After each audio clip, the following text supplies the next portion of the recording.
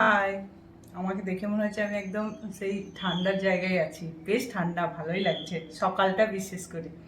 আজকে না ধোসা বানিয়েছি।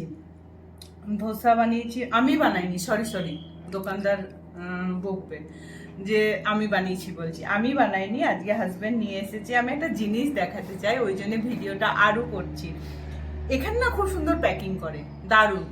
এখানে প্যাকিং করে এই যে চাটনি, দু রকমের চাটনির সাথে ধোসাটাকে প্যাক করে। এত সুন্দর লাগে না, এই যে প্যাকেটের মধ্যেই রেড চাটনি আর নারকলের চাটনি একসাথে মিক্স করে দেয় ওরা।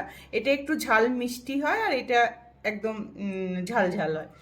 তো এত ভালো লাগে এইরকম করে করার পর ধোসাটাকে এর উপরে দিয়ে তারপরে ওরা এরকম করে প্যাক করে।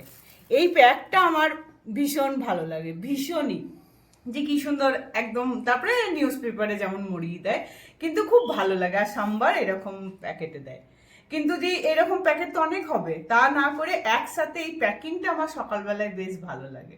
তো বললাম না, একবার আপনাদেরকে দেখাই। কেমন লাগলো? চলুন নাস্তা করে নিই।